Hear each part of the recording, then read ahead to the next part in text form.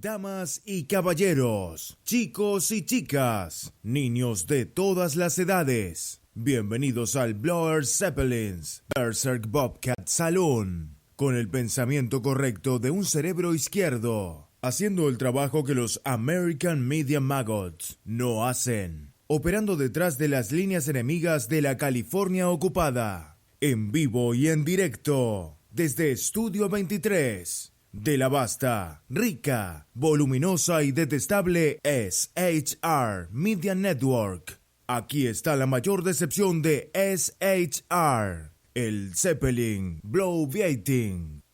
I have come here to chew bubblegum and kick ass. And I'm all out of bubble.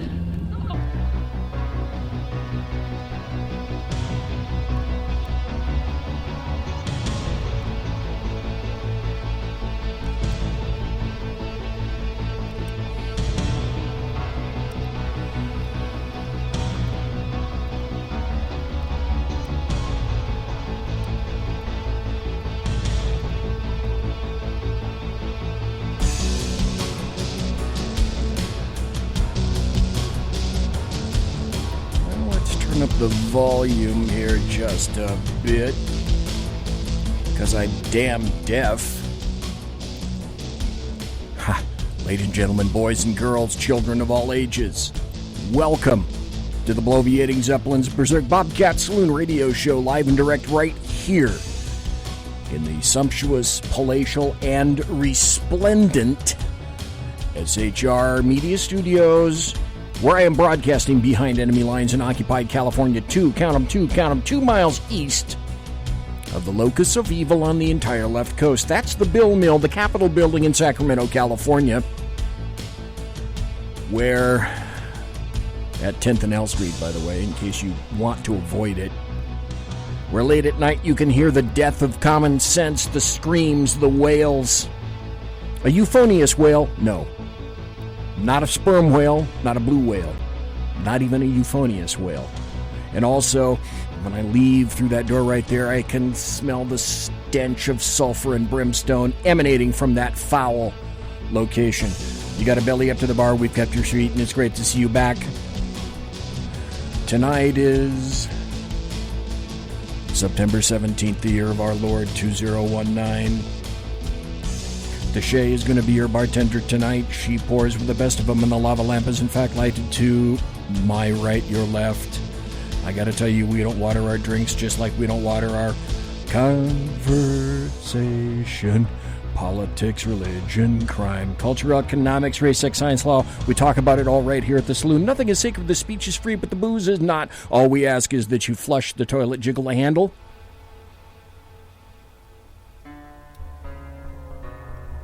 And don't forget to tip your waitress. Muy importante. And for all the illegals that listen to the saloon, I had to have that intro so that they know what's going on and they can, quick like a bunny, go out and find their own translator so they can listen to the show. Tonight, it's going to be a goodie. It'll be a gooder. First, I'm going to have that prominent reprobate on, Dunetz, JEFF, one each. And after that, he'll be in the first hour.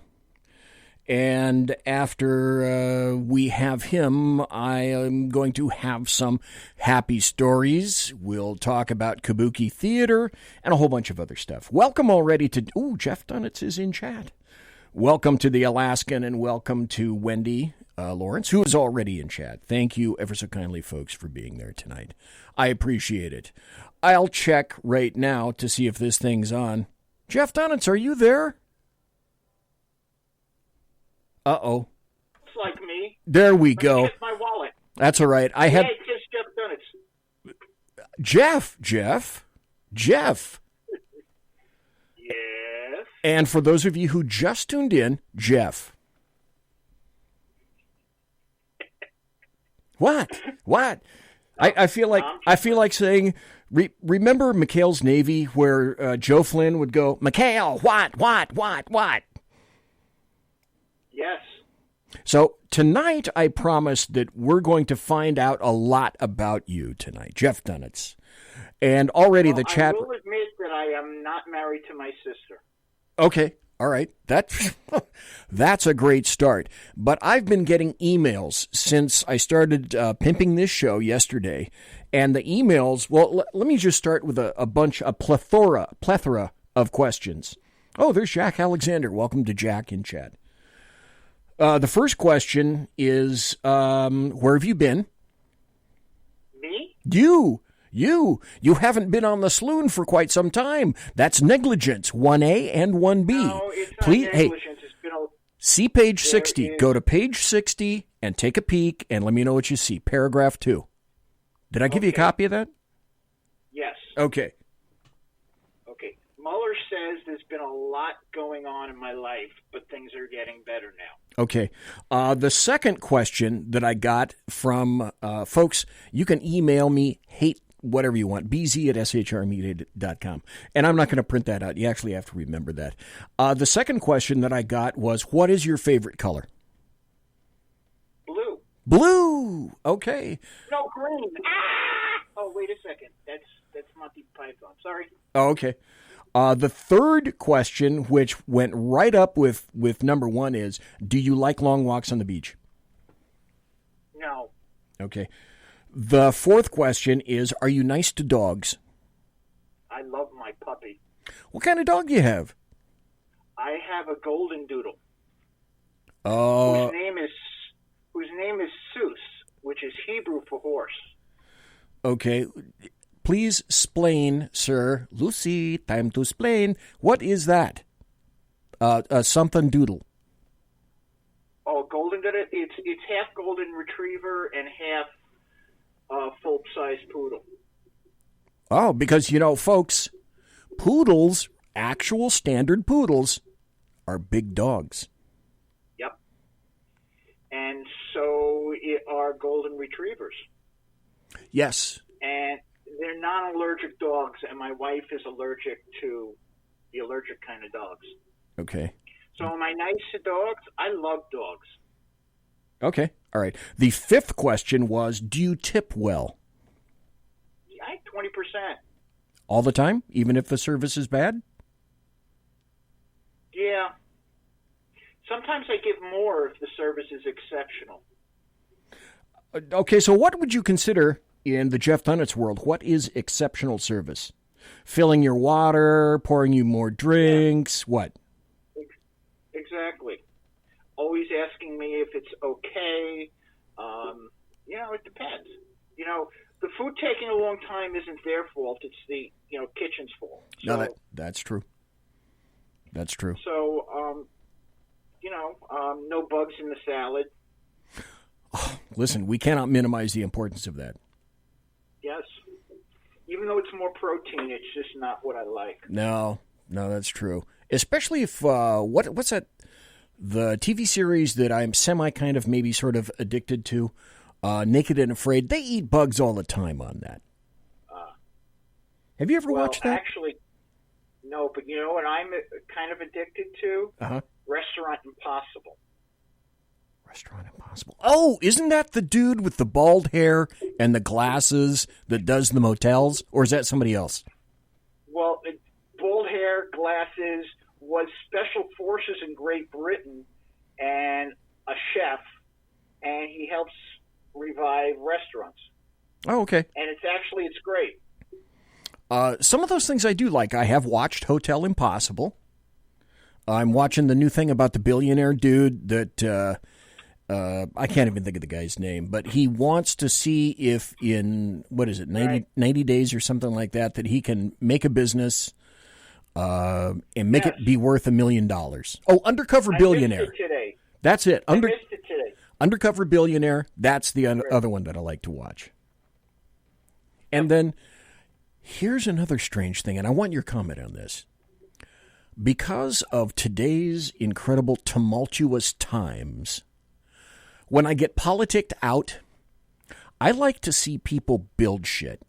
And what I mean by that is I'll either go to the Motor Trend channel or I'll watch Vegas Rat Rods, or I'll watch Fast and Loud, or I'll watch whatever show is on that I can think of where people are on the show and they're fabricating and they're building and they're welding and they're creating things. I just find that stuff fascinating. It gets my brain off of all the political junk.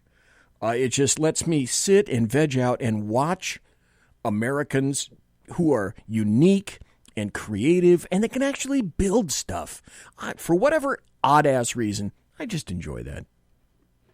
So you know what I enjoy? What's that? This might mean I'm sick, but I enjoy either Discovery ID or Forensic Files and watch people not get away with killing people. Yes, that kind of stuff is good. It is good. I enjoy those shows. Okay. You know, and that way I also know if I can recognize if my wife decides to kill me. That is a... Do you have a personal taster just in case? No. Okay. Right. They are expensive. Yes, and you know what? She would never do that, so I was just joking. Okay. All right. Well, folks, kids maybe, but...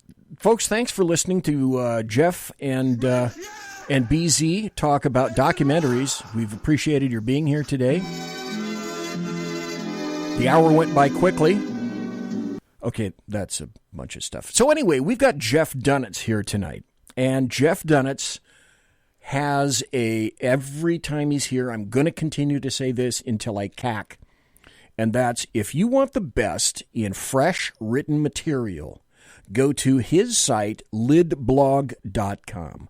Lidblog.com. For those of you in Zephron, put a 1, then a 1 on that, and dial in lidblog.com.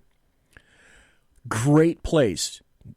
Jeff writes not 1, not 2, but frequently 3, 4, or 5 fresh stories every day. A massively active blog. So this is me doing my best for Jeff Dunetz because he has great stuff, and that's where you need to go to find it. Lidblog.com. Did I get it? Gee, thanks. Yeah. Yesterday I had 5. Oh, you were a busy MF then. Yeah, I was. In chat, I want to say hello to Jeff Dunetz. Who the hell is that?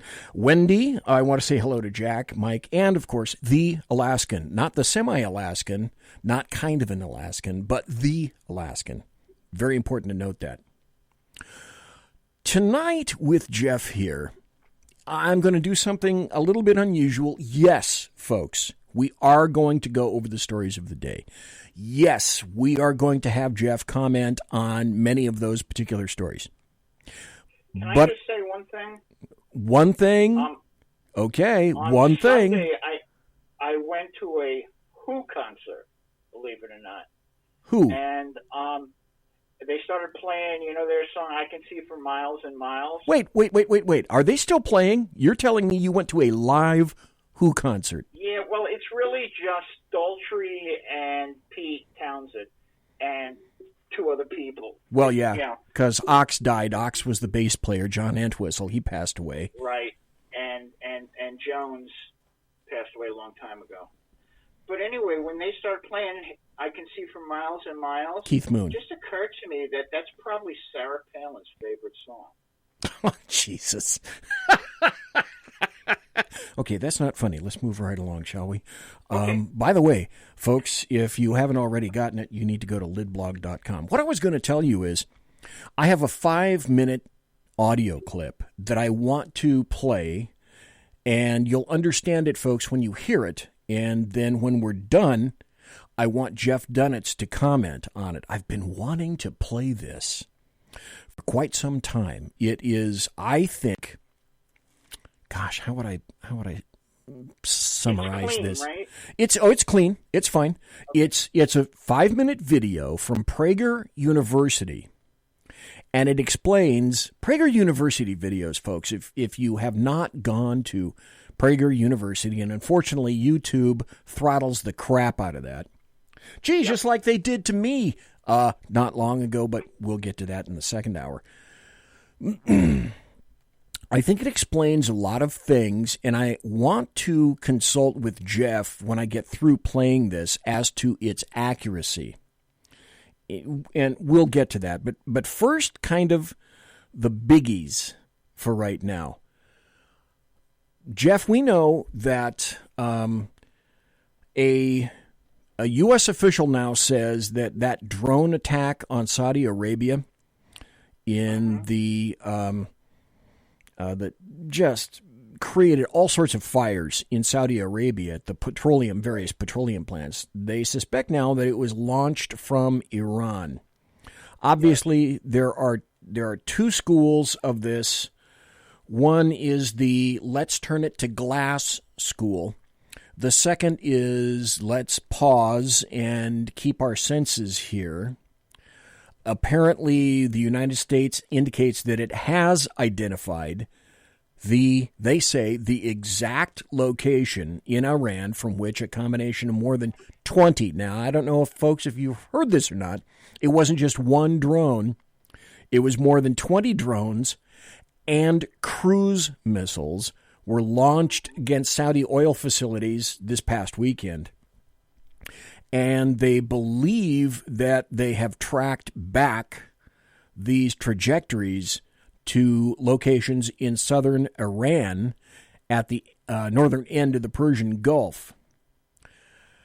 The first thing that came to my mind, and Jeff Dunetz, this is where I'd like some of your input, perhaps you know, is did anybody think or wonder when you heard this over the weekend something similar to where the hell were Saudi Arabian air defenses? Coupled with, gee, haven't we been sending lots of techno stuff to Saudi Arabia, perhaps even including some Patriot missile arrays? And it's sort of an if-then equation. If we have, then why weren't they able to do something in terms of protection? Did you think anything about that, Jeff Dunetz? Yes, I did think. And I don't know why. Okay, I thought we just started to send Patriot missile batteries to them. But, I don't think they expected Iran to do that. No, that was a ballsy move. That was an incredibly ballsy move. And, of course, Iran said, nah, we didn't do anything. No, that wasn't us. See, the other interesting thing is that they wanted it that there would be less oil. So people would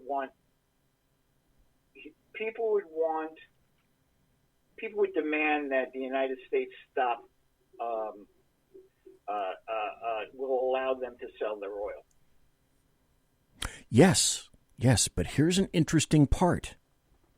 And I'll wager you knew about this already, but I'm not sure everybody else did. That's since that weekend, this weekend, today is Tuesday, Saudi Arabia has already managed to get 50% of its oil production that was missing back up again. Go back to this weekend. Weren't they saying, Jeff Dunetz, that, listen, we're going to take it so in the shorts, it'll be $100 a barrel gasoline in just a week or less. And guess what? Oil. They weren't saying that. The United States mainstream media was saying that. Yes. Okay, they weren't saying that, okay? And, it was only 5% of the world's oil supply. Correct. Okay. And the other thing is that people should now appreciate the fact that during the 2.5 years that he's been president, Donald Trump allowed the increase of oil production in the United States to the point where we now export oil. Yes. Okay. So it didn't affect us the way it would have affected us 8 years ago. Yes, and isn't that glorious? And that's purposeful. That is absolutely purposeful. But again, you wouldn't expect that to hear that from the mainstream media. No.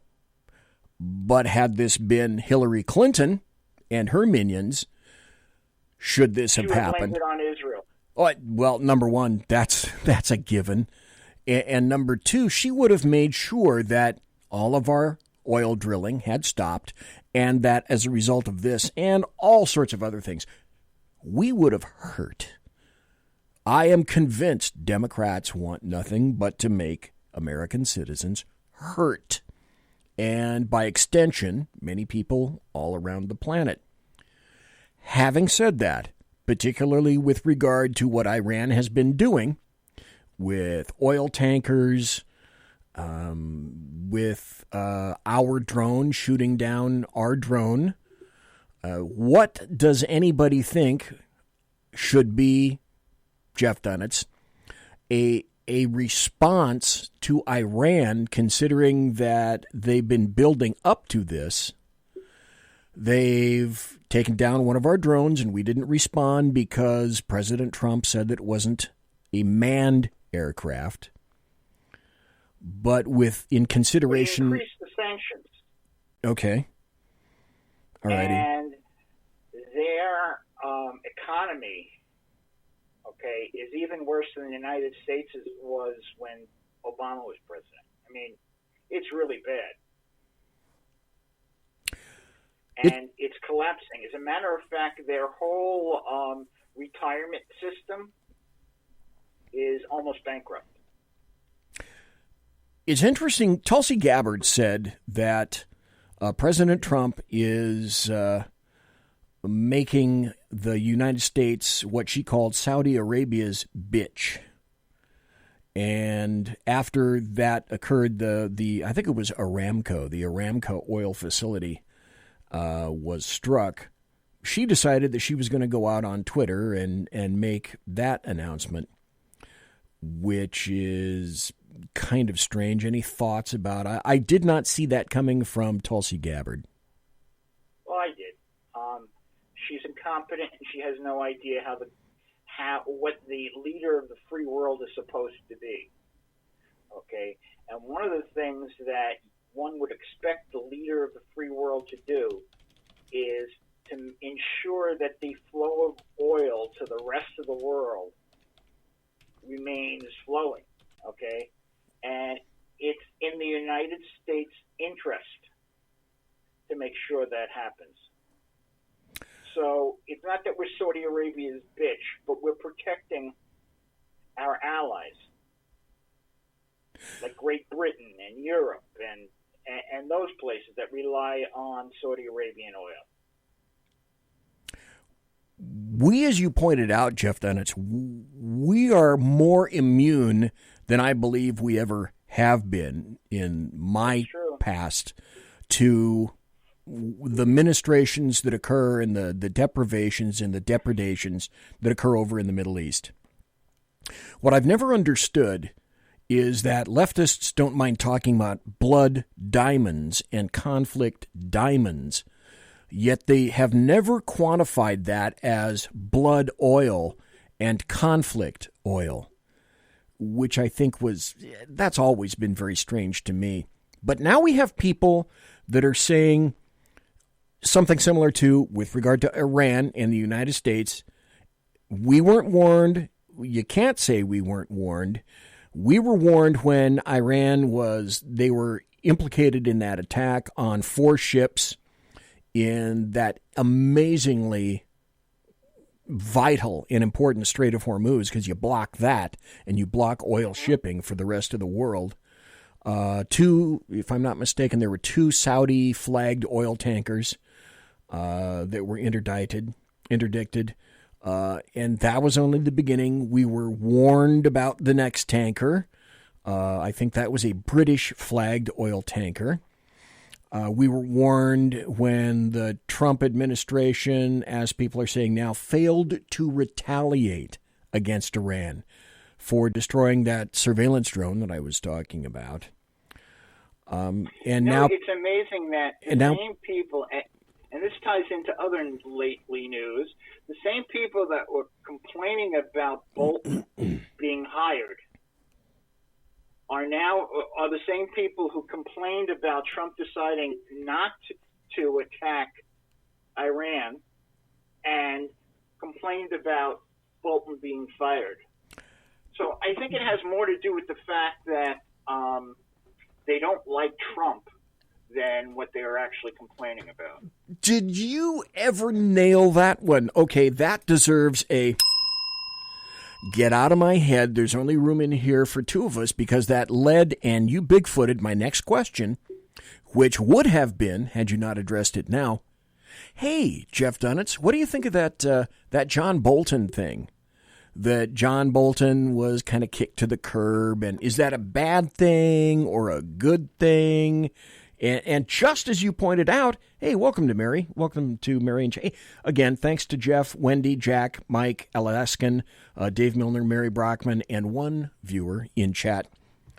So you're right. You you pointed out the rampant hypocrisy in, it's another person kicked to the curb in the Trump administration because John Bolton was, my God, I need war and I need it now. And then what you're saying is now a lot of the people on the left are saying, what's President Trump going to do? He's going to let Iran walk all over us. Right. And you pointed that out. Thank you very much for that. Trump is not going to let anyone walk all over us. Okay, he will find ways to get back at them, and it might not involve our troops. Look, Trump ran on the fact that he doesn't want us to get into wars in foreign territories that aren't attacking the United States. Right. And I would be very surprised if he attacked Iran right now. Okay. And before he does anything, he's going to be talking to Britain and France and the other cowards in Europe. Yeah. That are really going to be affected by this oil thing, who have not decided that they're going to go energy independent. Well, there's more than that. It's also the people who are still in the JCPOA. Okay? And they are upset that Trump pulled out of it. Even though it's a deal that prevents, that actually ties the hands of everybody but Iran, basically. So what you're saying is what you're saying, that further sanctions will help. I guess so. If there are more sanctions to do, I don't know how much. That's the point. That's the question. That's why a lot of people are saying and are questioning now. With this situation, yes, we weren't attacked directly. I mean, they'd have to send something across the pond. Indirectly, we were, because Saudi Arabia is an ally. Our ally. Yeah, air quotes. Which I find very interesting, because they're just about to name, apparently, that large Saudi Arabia individual who was directly linked with 9/11. And, of course, because it was 9/11 last Wednesday, people are making that connection now, is why are we doing anything with Saudi Arabia? Because they have proven to be, if they're an ally, they're one of the worst allies we could possibly feature. And I find it interesting that that has been brought up, of course, because it's close to 9/11. Well, name me an ally that isn't on the bad side. Well, and certainly in the Middle East. Oh, God, that... And, of course, Jeff, we're going to have to go to a break here in a second. We got about one more minute. Remind me, because I haven't, and I don't know if you have, I haven't been keeping my finger on the pulse of what's been going in Israel with regard to Netanyahu. I don't know if there's any information or any updates about that, but I'm going to ask you about that when we come back. Okay. And also when we come back, I want to play that 5-minute audio clip and then get Jeff's, because I think this is a wondrous summary of, okay, I'll Bigfoot myself right now, about what's happening historically with regard to Israel and Palestine. And when I say Palestine, this is me on video going air quotes, Palestine. Folks, we are listening to the scrumptious Jeff Dunetz. He is incomparable. He kind of disappointed me. He appeared on the Ed Morrissey show. I thought I had him here, but no. Ed Morrissey is great people, and I wish I would have known because needed to warm up. I really. I'm gonna be throwing pitches in the bullpen before I come into the real game. Thank you very much. Folks, this is Jeff Dunetz. I'm BZ, and we'll be right back after this. Jack, listen up to this one, okay? Conservative media done right. You're listening to the SHR Media Network. From a public locker inside a dilapidated Long Island rail station comes a show designed to piss off liberals using truth, facts, and ridicule. The Lid Radio Show, featuring the conservative voice from the People's Republic of New York, the Lid himself, Jeff Dunetz. Tune in every Wednesday at 2 p.m. Eastern, 11 a.m. Pacific on the SHR Media Network. Go to shrmedia.com. At Lid Radio, we fight for the truth, justice, and a good kosher T-bone. If you don't listen, Hillary Clinton might sneak into your bedroom in her housecoat late at night and blame you for her election loss. It's the Lid Radio Show with Jeff Dunetz. For 50 years, I've seen the American people blinded by corrupt politicians, a lapdog media, and deceptive Islam. The one thing the elites fear is one man with a cane. I'm Dave Milner. Join me through Spreaker, iTunes, and SoundCloud, through SHR Media and the Western Free Radio Network, for half a century of experienced perspective on political and social issues, weekly on The Unpleasant Blind Guy. And catch me on Jeff Mitchell's EDL Radio on blogtalkradio.com. There's no surrender, ever. Because truth is not always pleasant. This is Shannon Wright of The Right Way with Shannon and Mike in the AM. Mike's not here, so I gotta talk fast. You gotta join us. Fall season. Getting ready to start up with a whole bunch of new stuff. News and food and politics and sports and entertainment and a whole bunch of stuff. But wait, Mike's coming. I gotta go. Remember, Shannon and Mike in the AM on SHR Media, Monday through Thursday, 7 to 9 a.m. Make sure you tune in. Featuring right thinking from a left brain and doing the job the American maggots won't. BZ is fundamentally changing America, one diaper at a time. Just when safety pin manufacturers are running out of metal for the diapers of the leftists, where the speech is free, but the drinks are not.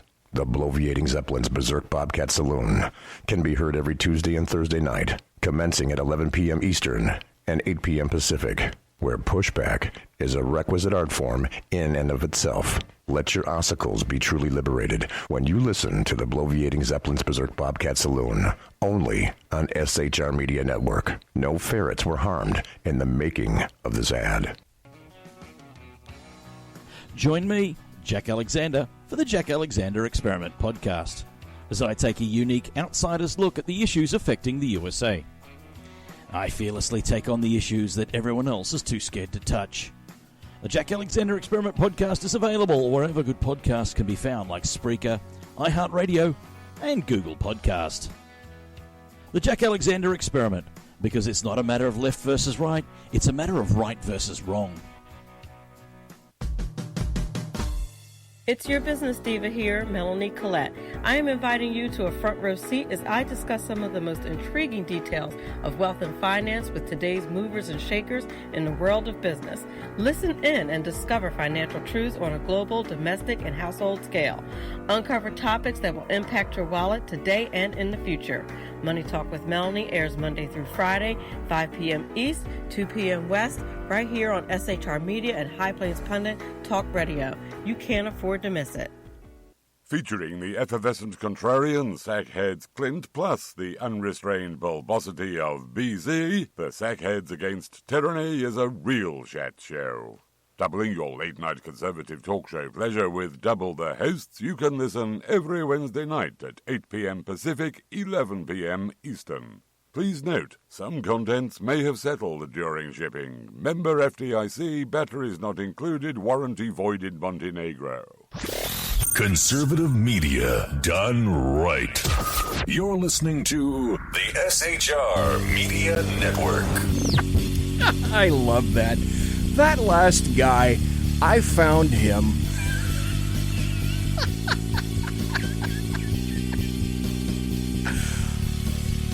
I asked him to give me a different voice. And the voice that I had on his audition was not the voice that I got off of that from the Shat Show. The first time I listened to that, and I played it on the Shat Show probably 2 or 3 weeks ago, when I listened to that thing, I died laughing. I love the inflection of that guy. Oh, my God, that was fabulous. That was a hoot. So anyway, we're talking to Jeff Dunetz right here. And Jeff, some of the folks in chat are saying, I don't know, maybe some limited airstrikes, and some other people are saying, well, haven't we run out of sanctions? So what's a president to do? I don't know. I got to be honest. I don't know. I think he has to respond, and maybe he helps, and Saudi Arabia is the one who responds. He's not going to do anything without, like I said, the European cowards. Okay? Because they're the ones still in the deal. And, you know, he needs them in certain ways. So I believe it's going to be... He's going to find something. He's going to find a way to get them. And if you remember, he actually said yesterday that it's going to be, if anything, it'll be equivalent. So maybe he's going to get Saudi Arabia to bomb the Iranian oil fields. I don't know. But you know what? Yeah. This is the part that people don't understand. Because the liberals like to say the reason why we pulled out of the Iran deal is because of Israel. Well, first of all, the answer is no. No. It's because Trump found out they were cheating.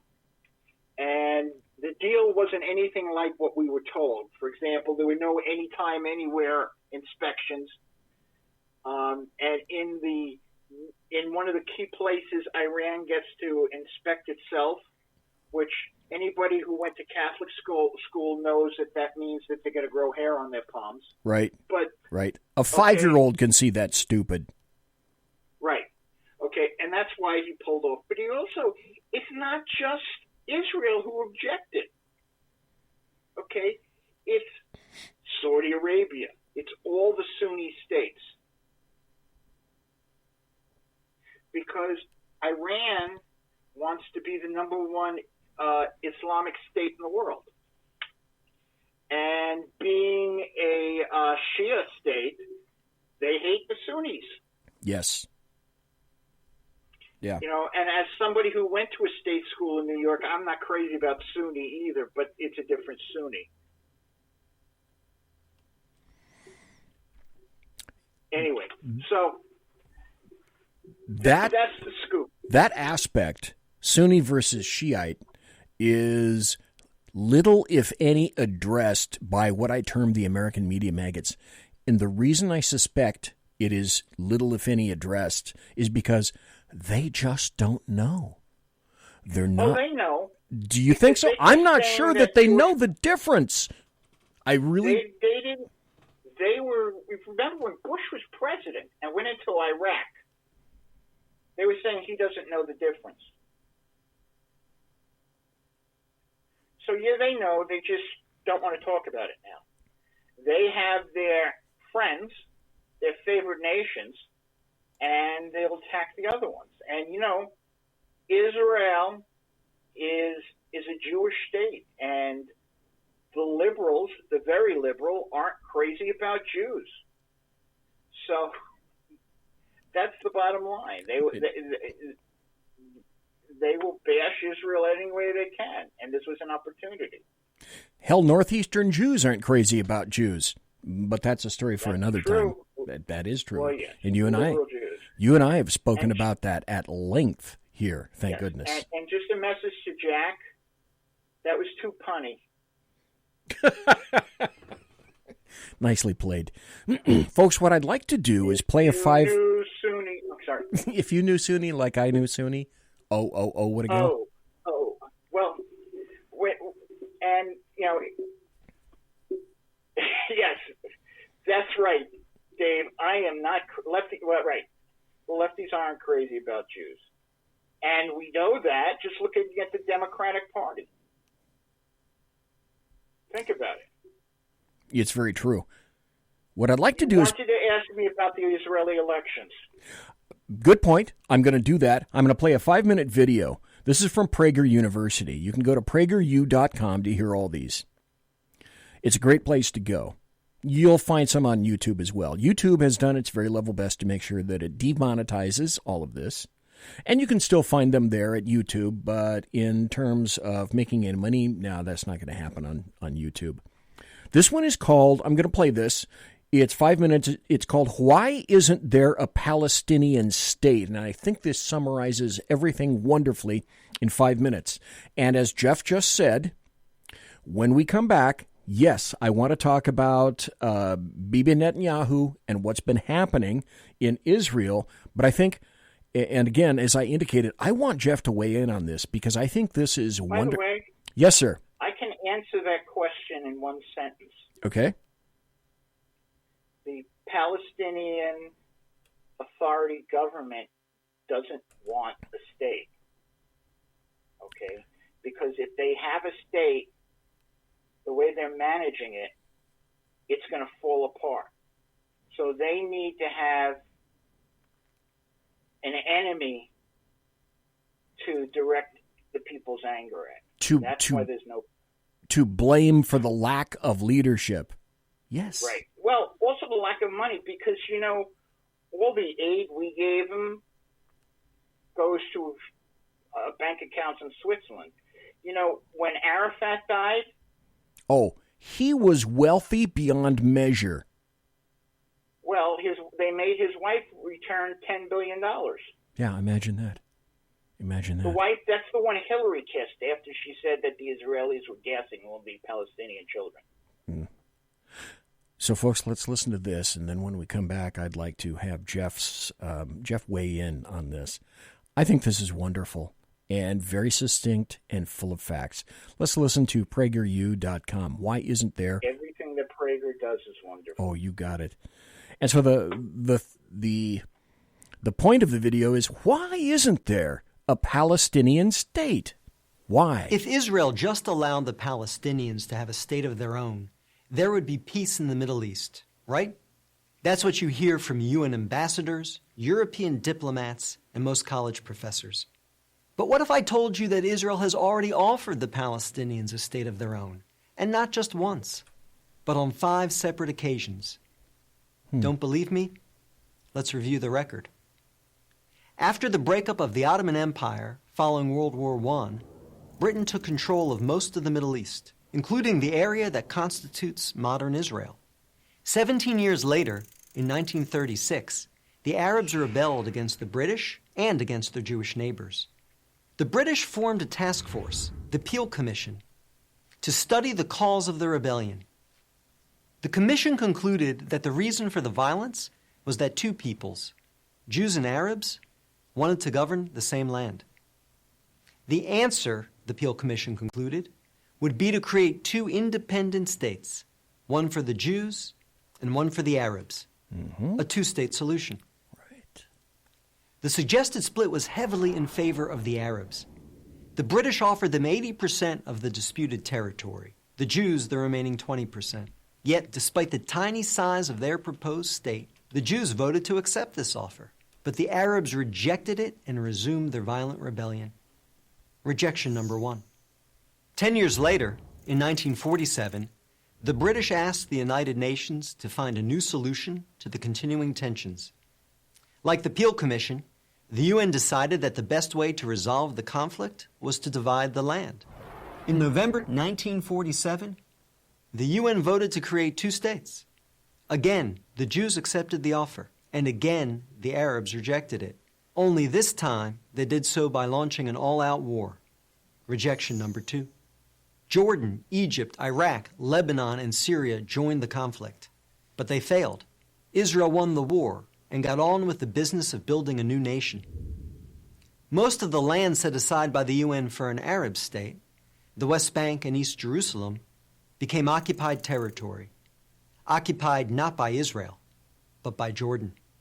20 years later, in 1967, the Arabs, led this time by Egypt and joined by Syria and Jordan, once again sought to destroy the Jewish state. The 1967 conflict, known as the Six-Day War, ended in a stunning victory for Israel. Jerusalem and the West Bank, as well as the area known as the Gaza Strip, fell into Israel's hands. The government split over what to do with this new territory. Half wanted to return the West Bank to Jordan and Gaza to Egypt in exchange for peace. The other half wanted to give it to the region's Arabs, who had begun referring to themselves as the Palestinians, in the hope that they would ultimately build their own state there. Neither initiative got very far. A few months later, the Arab League met in Sudan and issued its infamous 3 no's. No peace with Israel, no recognition of Israel, no negotiations with Israel. Again, a 2-state solution was dismissed by the Arabs, making this rejection number 3. In 2000, Israeli Prime Minister Ehud Barak met at Camp David with Palestinian Liberation Organization Chairman Yasser Arafat to conclude a new 2-state plan. Barak offered Arafat a Palestinian state in all of Gaza and 94% of the West Bank, with East Jerusalem as its capital. But the Palestinian leader rejected the offer. In the words of U.S. President Bill Clinton, Arafat was here 14 days and said no to everything. Instead, the Palestinians launched a bloody wave of suicide bombings that killed over 1,000 Israelis and maimed thousands more, on buses, in wedding halls, and in pizza parlors. Rejection number 4. In 2008, Israel tried yet again. Prime Minister Ehud Olmert went even further than Ehud Barak had, expanding the peace offer to include additional land to sweeten the deal. Like his predecessor, the new Palestinian leader, Mahmoud Abbas, turned the deal down. Rejection number 5. In between these last 2 Israeli offers, Israel unilaterally left Gaza, giving the Palestinians complete control there. Instead of developing this territory for the good of its citizens, the Palestinians turned Gaza into a terrorist base from which they have fired thousands of rockets into Israel. Each time Israel has agreed to a Palestinian state, the Palestinians have rejected the offer, often violently. So if you're interested in peace in the Middle East, maybe the answer is not to pressure Israel to make yet another offer of a state to the Palestinians. Maybe the answer is to pressure the Palestinians to finally accept the existence of a Jewish state. I'm David Bragg, Executive Director of the Maccabee Task Force for Prager University. JEFF DUNETZ, is that accurate? Yeah, it left out a couple of things. Okay, like what, sir? Like what? You know, people say, well, why does Israel have to be recognized as the Jewish state? Mm-hmm. Well, UN Resolution 180, which is the one that created the partition, created an Arab state and a Jewish state in Palestine. Therefore, Israel, because of the UN, is a Jewish state. Okay, that's one point. The other point is that well, part of it is what I said, is that they want the money. They don't want peace. And number 4 and 5 kind of proves that. And the reason why there was very little negotiation going on during the Obama years is because of Obama. Yes. Because there was a deal between Ariel Sharon, who was the prime minister at the time, and President Bush, that Israel can add apartments to existing settlements, what they call it, communities, as long as they didn't take any more land. And when Obama became president, and Hillary became Secretary of State, she said that deal never existed and started beating up Israel over the quote-unquote settlements. Even though the Palestinians were negotiating with Israel building more in settlements, for a decade. And the Palestinians, who don't want peace anyway, said, see, we can't negotiate until Israel stops building. Do you know that in 2010, Barack Obama beat up the Israelis because in those, what he called settlements, what I call communities, they added bathrooms to some of the apartments. That was building in the settlements in his mind. Okay? So, the reason why there was no negotiations during that period, during the last, the Obama time, was because of Obama. He gave them an out. They don't want. So that's the only thing I would add to it. Well, Obama was no friend of Israel in the first place. Obama's an anti-Semite. Forget the Israel part. Oh, well, yeah. You're right. Let's go up one level from that, one bigger umbrella level. You're absolutely correct. The Demorats point out the fact that it was Russia who interfered in elections. And it was Russia. Trump is nothing but Putin's poodle. And yet one thing we already know is that during the Obama administration, domestically in the United States, in Pence's state in Indiana, Homeland Security tapped the election machines in Pence's state in terms of elections. Well, that's interference. The other thing that they conveniently forget, as you and I have already discussed, is that Obama, his administration, threw cash across the Atlantic into Israel to make sure that Netanyahu's opponent was able to defeat Bibi, which of course he did not. If that's not trying to influence an election in the United States, or an election by the United States, specifically the Obama administration, then I don't know what was. Yeah, but you see, you forget. Obama is the second coming. Yeah, not anymore. I think people would have been content to have Obama. I truly think people would have been content to have Obama back as a third term, another FDR. Well, that was also an anti-Semite. Do you know that he didn't want any of the Jews to come from Germany into the United States because he felt that the United States had enough Jews anymore already. But anyway, let's talk about one more story. Okay. First, I have to lead with this question, Jeff Dunetz. Can journalism ever be brought back from the grave?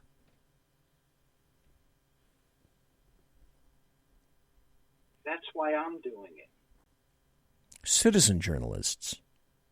What I mean by that is this past weekend, the New York Times came out and embraced a book by a couple of women who were doing their level best to make sure that there was another accuser embraced by leftists, Demorats, and the American media maggots to attempt to lend fodder to the impeach Kavanaugh movement until it was discovered that not only was this woman not raped by Kavanaugh,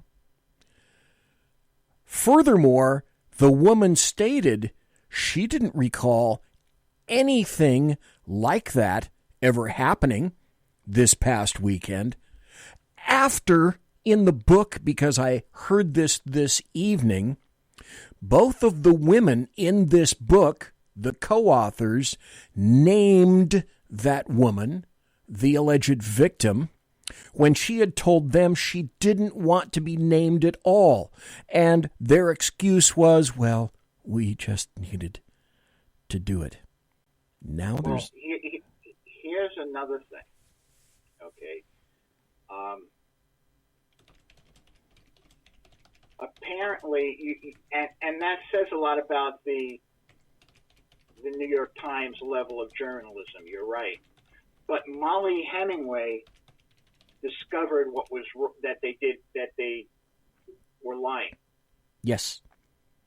So that was her journalism. Yes. There are, let me retract that statement. There are some very good journalists out there. And this is just off the top of my head. Susan Katz Keating, Sarah A. Carter, John Solomon. Right. Help me out here. Molly Hemingway. Jeff Dunetz. Oh, sorry. Jeff Dunetz, yes. And I'm sure there are some others that I am. Greg Jarrett. There are a host of other people that I'm missing, but yes, there are a handful of people who still value journalism. But it's more than that. I think it's really having a moral compass, and let me explain what I mean. Oh, no, you're right. Yes, you are absolutely correct. When I broke the Helen Thomas story and ruined her career, okay, and I always double-checked everything I did anyway, mm-hmm. but I realized what the kind of power I can have. And it made me go from double-checking to triple-checking.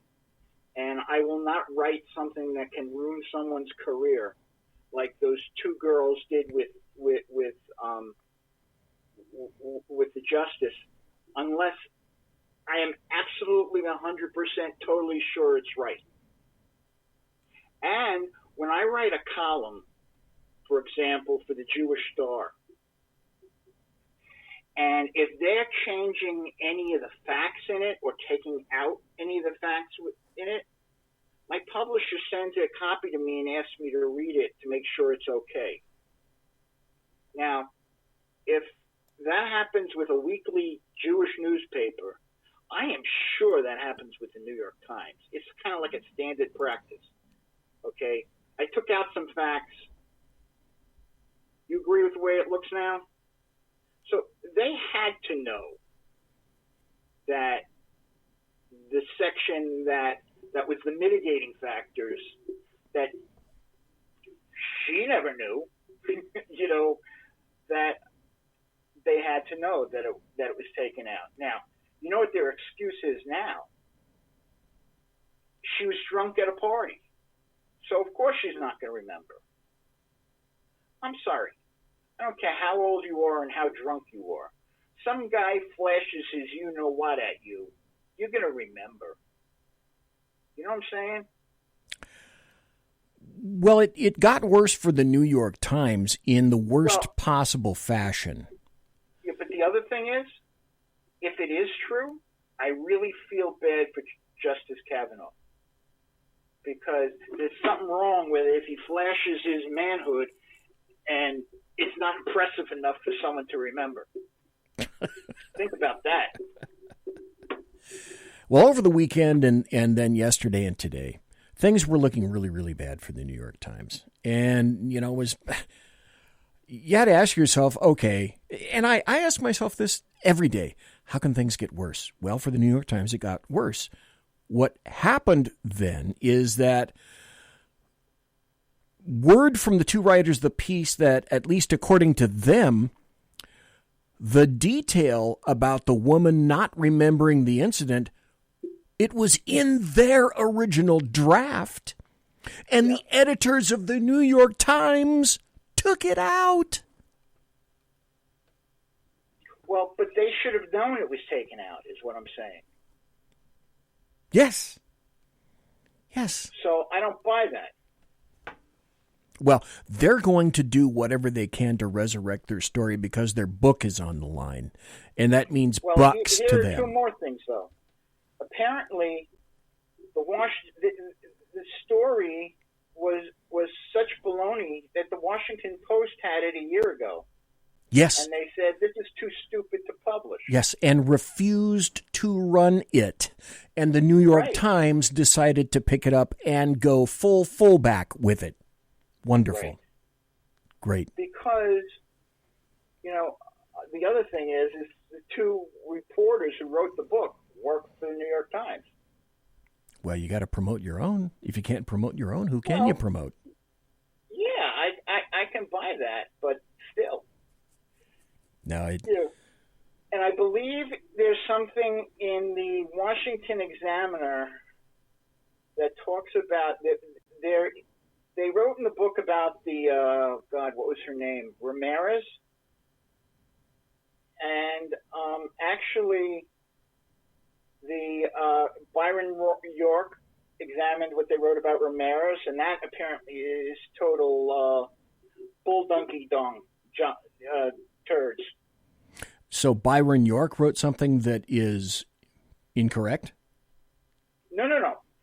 He reviewed something that the two New York Times ladies wrote about the story of Deborah Ramirez, who said that this was during the Kavanaugh hearings, that a drunken Kavanaugh thrust his manhood at her at a Yale party. And he went through the evidence that these two ladies presented that it was true, and said they had 7 witnesses, and basically Byron York rips it to shreds. I have to say I've always really enjoyed the work of Byron York in the Washington Examiner, which is it's a newspaper that I think should be read more, and I value a great deal of the articles that are there. For anybody in the chat room, I'm posting the URL to the Byron York story now. Oh, beautiful. Okay. Okay. Well, Jeff, I appreciate your being here tonight. An hour goes like a second. Please tell people where... I appreciate you having me because, I thought you just didn't like Jews. Right. Tell folks where you can be found, where all your great articles are located, sir. Lidblog.com. And folks, I am in Major League Facebook jail. So until I get out, I need your help. So if you go to my site, and if you like something you read, tweet it out, post it on your Facebook page or whatever. But they hate me. Yeah, well, when I get back, I'll tell my Facebook story that's very similar to that, because something happened to me this past week as well that I just discovered today. Now, whether it occurred today or earlier, I don't know, but I just found it today. Folks, that's Jeff Dunetz. We're going to have to go to a break. We'll be right back. I've got a story about Ilhan OMAR that you may or may not believe. I've got tons of happy stories. These are really, really good happy stories. And then we're going to talk about Kabuki Theater. We're going to talk about, just a bunch of great things involving buttery political goodness. Don't go anywhere. Anywhere. I'm BZ, the Bloviating Zeppelin, and you're listening to the Saloon, BZ's Berserk Bobcat Saloon. Conservative media done right. You're listening to the SHR Media Network. Hey, this is Michael Wright. And I'm Shannon Wright. Join us for The Right Way with Shannon and Mike, Monday through Thursday from 7 to 9 a.m. right here on SHR Media. Why are they joining us? For fun things like sports, politics. Oh, maybe some news and entertainment? And all kinds of other things. Money and recipes and events, all kinds of stuff. Yeah, so join us Monday through Thursday, 7 to 9 a.m. here on shrmedia.com.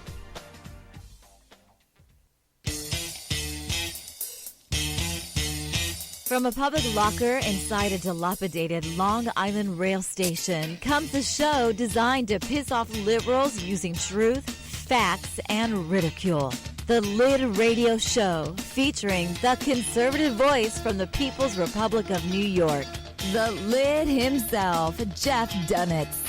Tune in every Wednesday at 2 p.m. Eastern, 11 a.m. Pacific on the SHR Media Network. Go to shrmedia.com. At Lid Radio, we fight for the truth, justice, and a good kosher T-bone. If you don't listen, Hillary Clinton might sneak into your bedroom in her housecoat late at night and blame you for her election loss. It's the Lid Radio Show with JEFF DUNETZ.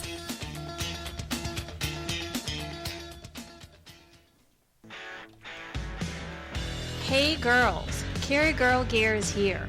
More and more women every day are concealed carrying, participating in competitive and getting firearms training. It's not a boys club anymore, and we don't have to shop in their stores anymore either. Finally, a cool and unique clothing line just for women. Dope tees and hats for the patriotic concealed carry and 2A girl. So what are you waiting for? Go check out carrygirlgear.com today. It's your business diva here, Melanie Collette. I am inviting you to a front row seat as I discuss some of the most intriguing details of wealth and finance with today's movers and shakers in the world of business. Listen in and discover financial truths on a global, domestic, and household scale. Uncover topics that will impact your wallet today and in the future. Money Talk with Melanie airs Monday through Friday, 5 p.m. East, 2 p.m. West, right here on SHR Media and High Plains Pundit Talk Radio. You can't afford to miss it.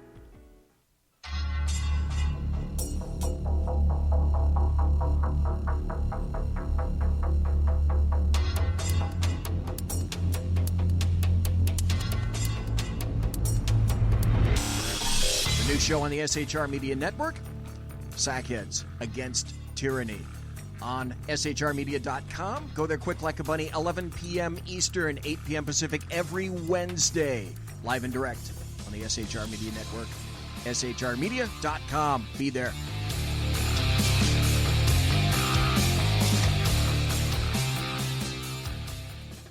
For 50 years, I've seen the American people blinded by corrupt politicians, a lapdog media, and deceptive Islam. The one thing the elites fear is one man with a cane. I'm Dave Milner. Join me through Spreaker, iTunes, and SoundCloud, through SHR Media and the Western Free Radio Network, for half a century of experienced perspective on political and social issues, weekly on The Unpleasant Blind Guy. And catch me on Jeff Mitchell's EDL Radio on blogtalkradio.com. There's no surrender, ever. Because truth is not always pleasant. Broadcasting behind enemy lines in occupied California, a mere 2 miles from the state capital, the bloviating Zeppelin's Berserk Bobcat Saloon radio show can be heard every Tuesday and Thursday night at 8 p.m. Pacific and 11 p.m. Eastern, only on the SHR Media Network. Go to shrmedia.com to listen. You can also watch on the SHR Media Facebook page and the SHR Media YouTube channel. No goldfish were abused in the making of this ad. Conservative media done right.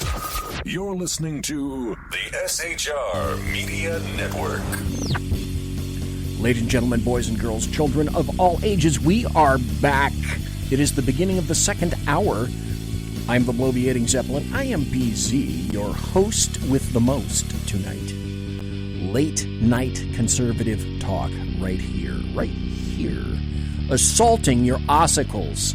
Nightly, every Tuesday and Thursday night. You can listen and chat at shrmedia.com, and you can watch the show on the SHR Media Facebook page. We'll be talking about that in just a moment. And the SHR Media YouTube channel. We won't be talking about that in just a moment. What we are going to be going to right now is my good friend Ron. Could a recent federal judge decision bring Obama-era State Department dirt in the dark to the light of day? Hello, I'm Ron Edwards.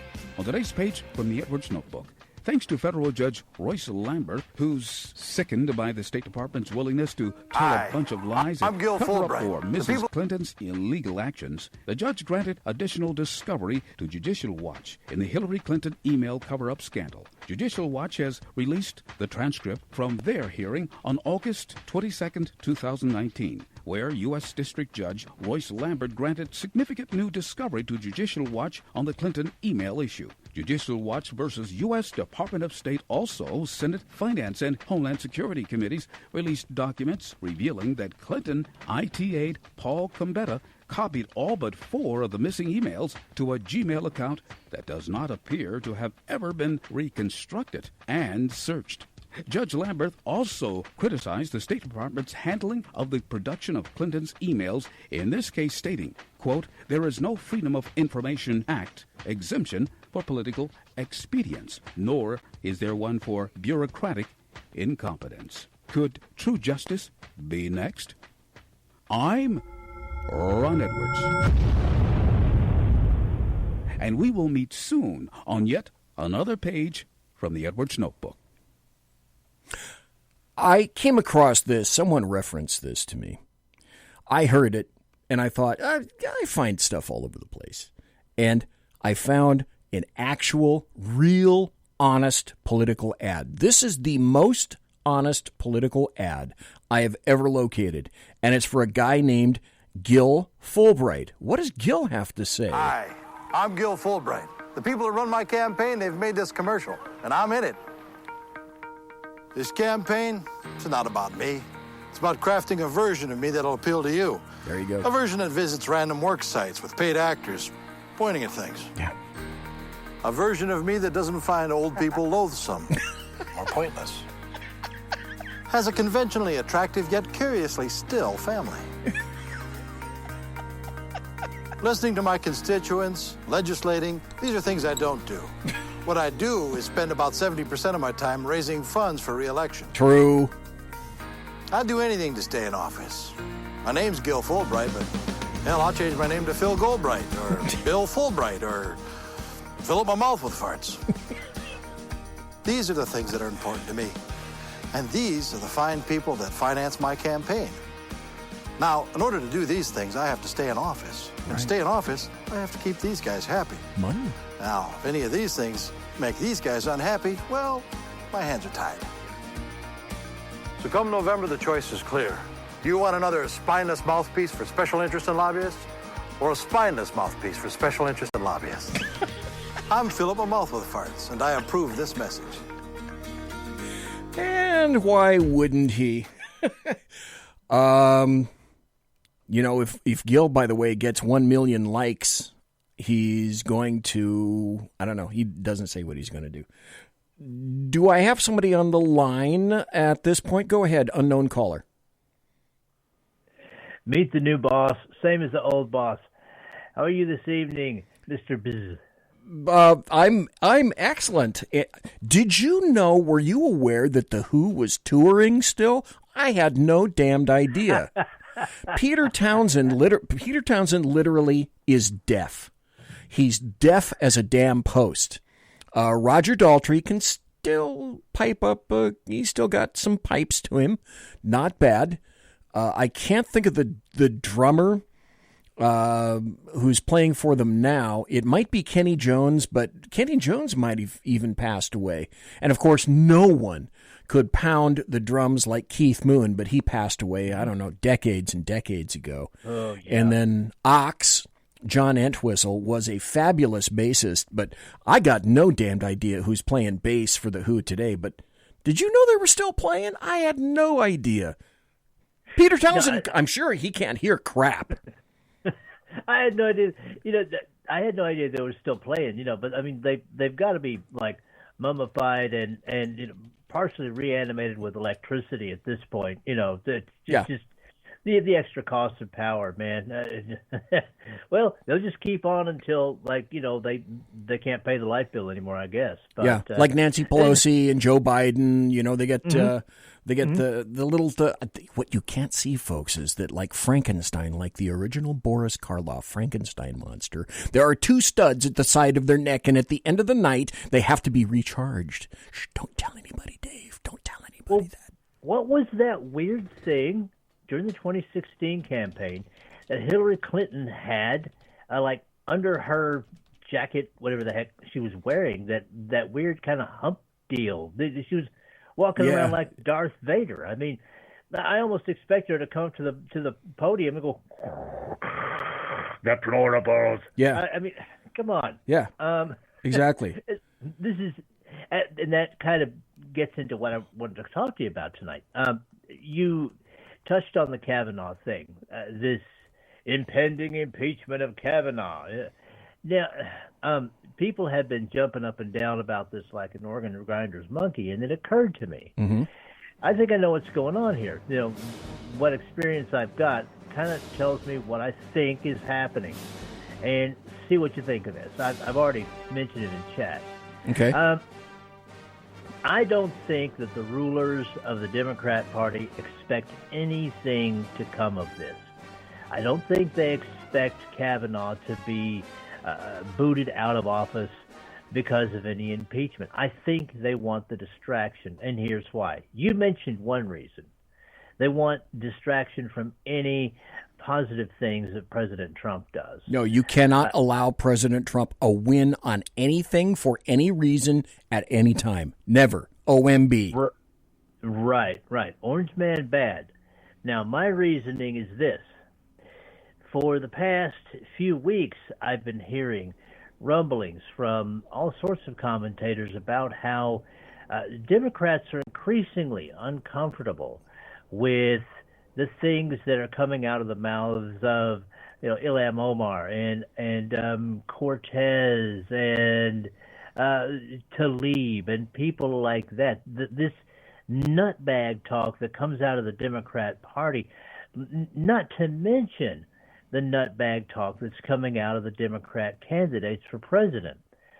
It is my belief, and I don't have anything to back this up, but I think logic backs me up on this. It is my belief that the Democrats have some internal polling that shows that not only are older Democrats beginning to turn away and may stay home in 2020, but this is even beginning to go down the food chain, and it's affecting the younger people, the people that they really depend on to show up and vote. So they need to have something. They need to have some distraction. Whether or not Kavanaugh is actually thrown out of office is irrelevant. As I said, I believe they know he won't be. No, he's not. He's not. He will not get pitched. No. Yeah, they need that, and I can also predict for you right now there will be a few more faked up terrorist attacks too. But that's just one man's opinion, BZ. I'm not sure what you think of that. Well, I agree. Kavanaugh isn't going anywhere. These are all distractions. It's like Kabuki Theater. I'm going to be playing Kabuki Theater for everybody a little bit later. Before I do that, I'm going to... this is relatively new to me. For whatever reason, it hasn't hit me yet in Facebook, but now it has. Dave, I'm assuming that you've been in... Well, Jeff Dunetz just said he's in Facebook jail. And I'm not in jail per se. Dave Miller, have you been in Facebook jail? Silly question, huh? I thought you knew this. For months now, I joined a lot of other people who were so fingered by Hope Not Hate, which is the UK version of the Southern Poverty Law Center. And there was a massive number of accounts, mine among them, that were just plain disabled. I'm not in jail. As far as Facebook is concerned, I've been executed. Okay. Wow. All right.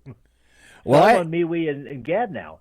But listen, I just want to say to you, domo arigato, and I will go away now and let you continue to do that voodoo that you do so well. Thank you very much, sir. God bless. Thank you. Who do that voodoo like you do? Bennett Cerf. A flea and a fly and a flew were imprisoned, so what could they do? Said the flea let us fly, said the fly let us flee, so they flew through a flaw in the flue. You try saying that very easily. Okay, here's my Facebook thing. There I was, sitting at my confuser desk today, going through Facebook, and I'm scrolling down to make a post, a social media post for today. As I scroll down in SHR Media, the Facebook page, all of a sudden something comes across my screen and says, this is no longer here anymore. Well, what was no longer here anymore? Oh, that's right. My Sackheads Against Tyranny last Wednesday on 9/11/19, my 18th anniversary tribute to 9/11/2001. Facebook had decided that it was going to rip it out by the roots. If you remember, folks, I dedicated the entire show, though Clint wasn't here, to the 18th anniversary of 9/11, and I had a bunch of audio cuts. And then I had a bunch of people call in with how they remembered that day themselves and the emotions that they felt that day. However, in their infinite wisdom, Facebook decided to eliminate the my 9/11 tribute show entirely, and with no explanation whatsoever. So apparently, some people were disturbed by its content, and let's be frank, Muslims or leftists, one of the two, perhaps the same persons who committed the heinous acts on 9/11. So this is our world now. I have not been killed from Facebook, but if you want to listen to my show about 9/11, where actually it went on for 2.5, almost 3 hours after Sackhead Sean got here, and we had a continuing discussion about the situation. So that show on Facebook is eliminated. If for whatever reason you find it motivating to go and find the show, you can find it on Spreaker. Go to Spreaker.com and enter in the field Berserk Bobcat Saloon, Sackheads Against Tyranny, and you'll find the show. But Facebook, nah, it's gone. Like I say, this is our world now, where leftists, essentially in concert with the religion that wishes to eliminate all of, essentially, Western civilization, they're working hand in hand to eliminate history and replace it with whatever. It's either that, that or what Islam wants, or, I don't know, Facebook was simply deciding that it was going to poke a massive social media finger into the eye of conservatives and SHR, and specifically me. This is our world now, and it's going to get worse before it gets better. I wrote a post on SHR about that, and I had to write it a bunch of times, mostly to eliminate the words that I used in my first couple of drafts where I was venting my emotions. And I was just a bit upset with Facebook's decision to remove wholesale history. History that evidently disturbs some people. So just to let everyone here know, I am not giving up. SHR is not giving up. My shows, SHR shows, will continue as written, as spoken. In chat, Alaskan says, well, what about YouTube? YouTube did not decide to excise me. However, there was, unfortunately, if I'm remembering the right show, there was another echo, another techno thing that was going on in YouTube. So the only way that it's archived halfway decently is over on Spreaker. So if for whatever reason you decide that you're going to do that, have at it. But where you won't find it is at the SHR Media Facebook page. And then there was this. Then we walked into the land of, I like to call things like this Kabuki Theater. The French used to call it Theater of the Absurd.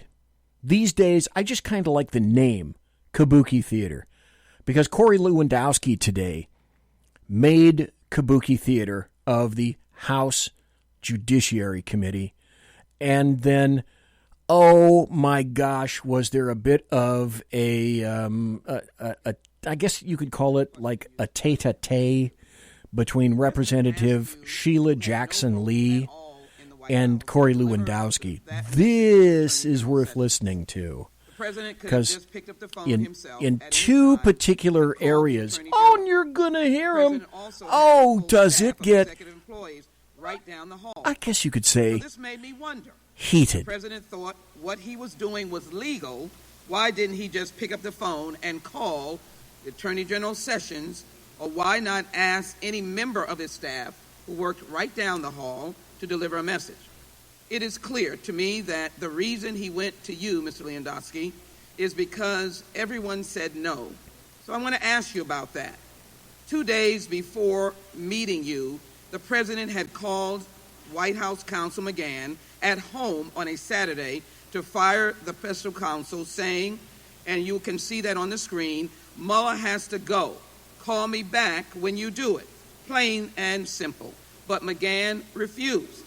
When the president asked you to deliver that message, did he, the president, tell you that 2 days before your meeting, his White House counsel had refused to fire the special counsel? Volume 1186 is where you'll find that language. Volume 2. When the president asked you, did you hear the question? I'm sorry, could you repeat the question, Congresswoman? When the president asked you to deliver that message, did he, the president, tell you that 2 days before your meeting, his White House counsel had refused to fire the special counsel? The White House has directed me that I not disclose the substance of any conversations with the president. You are not or his allowed advisors. to answer whether the president told you he called his counsel at home on Saturday to remove the special counsel, and his counsel said no. The president had also personally called Sessions at home and asked him to unrecuse himself and oversee the special counsel's investigation, and Sessions said no. I think the louder that Sheila Jackson Lee talks, I think she thinks that she's more intimidating that way. Lewandowski isn't really buying much. When the president asked you to deliver his message to Sessions, did the president tell you that Sessions had already said no? Volume 2, page 107?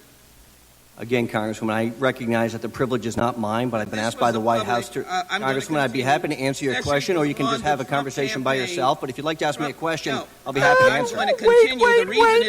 But I've been asked by the White House to... Listen to this. This is great. Again, Congresswoman, I recognize that the privilege is not mine, but I've been asked by the White House to... Congresswoman, I'd be happy to answer your question, or you can just have a conversation by yourself. But if you'd like to ask me a question, I'll be happy to answer. I'm going to continue. The reason is... Well, then don't ask me a question if you don't want to hear my answer. I'm reclaiming my time. This is a House judiciary, not a House party. So if you ask me a question, give me the opportunity to answer your question. The very campaign the special counsel is investigating. I'd like my time restored, please, of his interruption.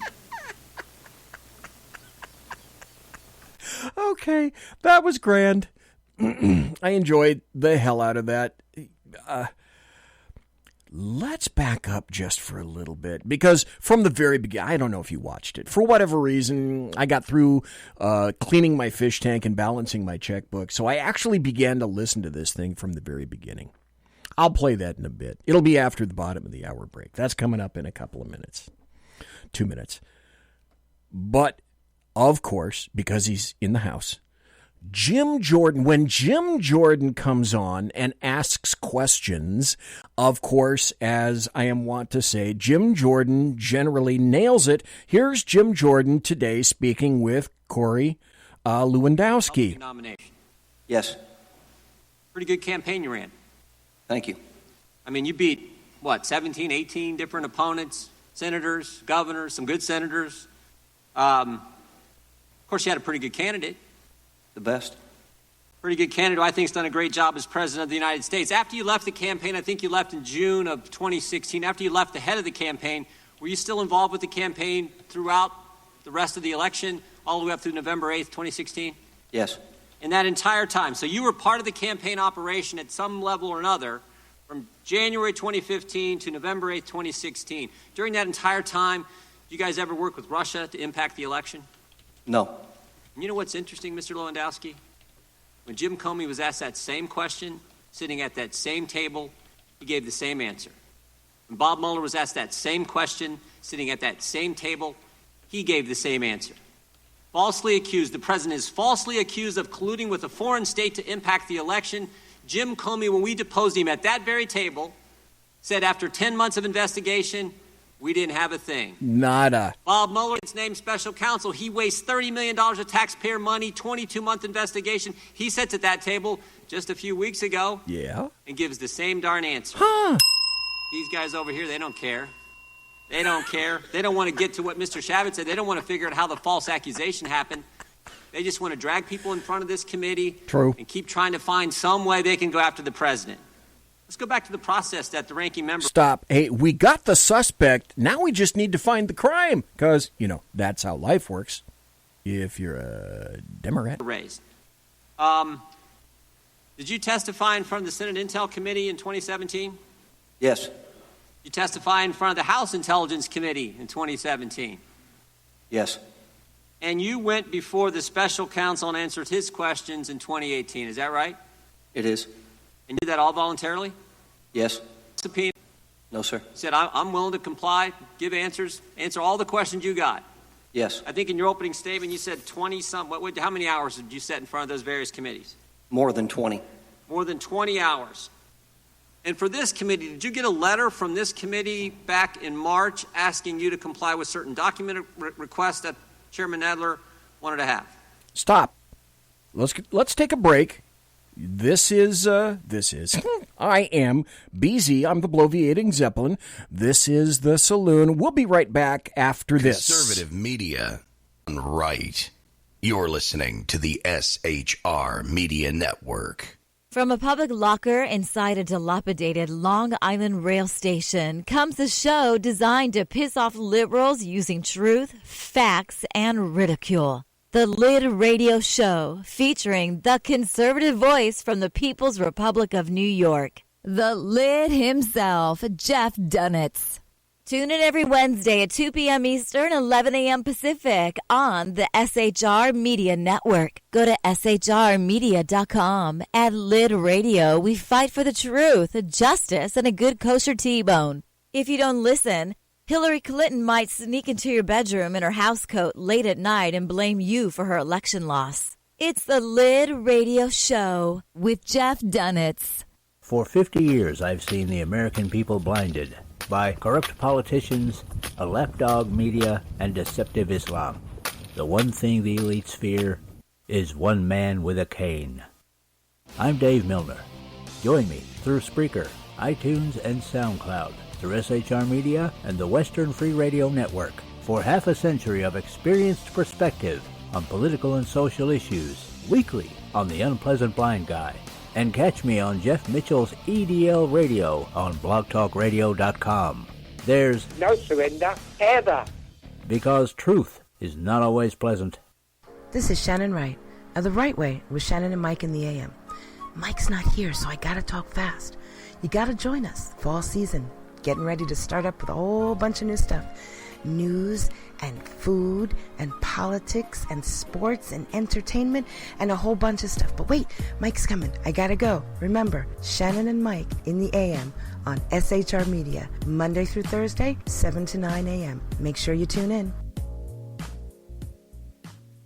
Featuring right thinking from a left brain and doing the job the American maggots won't. BZ is fundamentally changing America, one diaper at a time. Just when safety pin manufacturers are running out of metal for the diapers of the leftists, where the speech is free, but the drinks are not. The bloviating Zeppelin's Berserk Bobcat Saloon can be heard every Tuesday and Thursday night, commencing at 11 p.m. Eastern and 8 p.m. Pacific, where pushback is a requisite art form in and of itself. Let your ossicles be truly liberated when you listen to the bloviating Zeppelin's Berserk Bobcat Saloon, only on SHR Media Network. No ferrets were harmed in the making of this ad. Join me, Jack Alexander, for the Jack Alexander Experiment podcast, as I take a unique outsider's look at the issues affecting the USA. I fearlessly take on the issues that everyone else is too scared to touch. The Jack Alexander Experiment podcast is available wherever good podcasts can be found, like Spreaker, iHeartRadio, and Google Podcast. The Jack Alexander Experiment, because it's not a matter of left versus right, it's a matter of right versus wrong. It's your business diva here, Melanie Collette. I am inviting you to a front row seat as I discuss some of the most intriguing details of wealth and finance with today's movers and shakers in the world of business. Listen in and discover financial truths on a global, domestic, and household scale. Uncover topics that will impact your wallet today and in the future. Money Talk with Melanie airs Monday through Friday, 5 p.m. East, 2 p.m. West, right here on SHR Media and High Plains Pundit Talk Radio. You can't afford to miss it. Featuring the effervescent contrarian Sackheads Clint, plus the unrestrained bulbosity of BZ, the Sackheads Against Tyranny is a real chat show. Doubling your late-night conservative talk show pleasure with double the hosts, you can listen every Wednesday night at 8 p.m. Pacific, 11 p.m. Eastern. Please note, some contents may have settled during shipping. Member FDIC, batteries not included, warranty void in Montenegro. Conservative media done right. You're listening to the SHR Media Network. It is the final 25. The final 25 minutes in the show. Now let me turn this down just a little bit hot on the old mixer here. On the Arctalk Blue by Arrakis Systems over here to my left. So thanks for listening to the show tonight. Got a couple more stories. Let's try this. I'm torn as to whether or not I am going to take a call. I think Mike is on the line, or whether I want to finish. I want to finish Jim Jordan. So, folks, what do? Do I take Mike, or do I finish Jim Jordan? Okay. Mike, how you doing? Well, I was going to say, if you wanted to go ahead and finish him before you took me, you could go ahead and do that. Okay, well, tell you what. I'll cut the baby in the middle. Let's listen to Jim Jordan together. I believe so, yes. And you and your legal team complied with that? Yes, sir. And then on June 24th, you got another letter. Is that right? Yes. June 24th of this year, you got another letter asking you to do an interview, a transcribed interview, in front of the committee. And your lawyer contacted Chairman Nadler and said, we'd be happy to do that. Is that right? Yes. Said, give us some dates, we'll come in, we'll be happy to sit for an interview. That's right. What happened next? Next, about 5 weeks ago, the committee issued a subpoena for my appearance. So you're willing to come voluntarily, just like you did with Senate Intel, House Intel, just like you did for Bob Mueller, for the special counsel, 20-some hours. Yep. You're willing to do that all. You complied with when they asked you for certain documents, and then when they want you to come in for an interview, you said, all right, sure, we'll do it. They hit you with a subpoena. Correct. And then they start calling you names, saying, close up that book, answer the question, start treating you this way. Kind of interesting.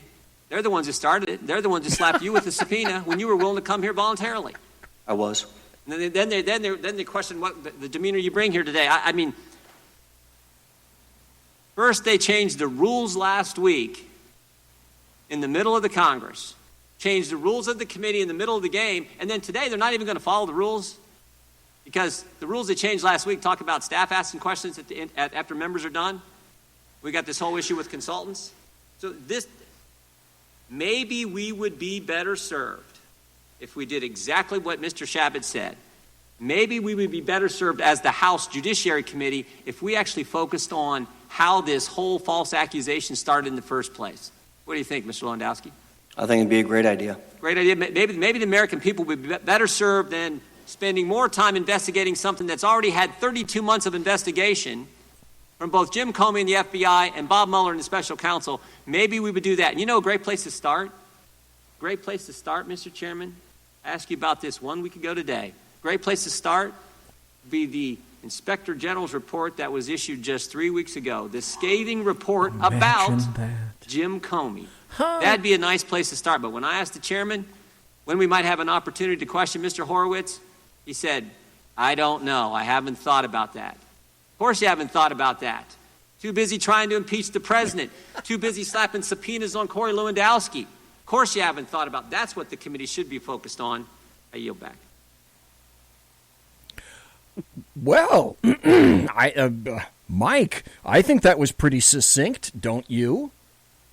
I think it was pretty succinct as well, but you're talking about this Kabuki Theater in general. I think the Kabuki Theater actually started the moment the president came down that escalator. That's when this whole thing started. Oh, no doubt.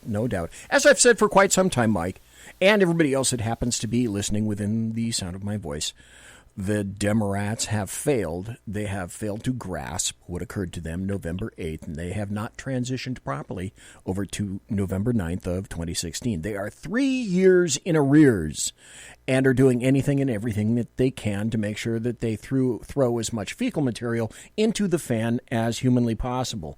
Now, Mike, if you talked about Kabuki Theater, I think this is some Kabuki Theater right here. Just yesterday that they will not let you answer any questions beyond what you told the special counsel and was publicly released. And I'm not going to. This is 7 minutes. Based on a bogus claim of executive privilege, and even though you did not work a single day for the administration, let alone in the executive branch. This began falling apart. Specific events in detail.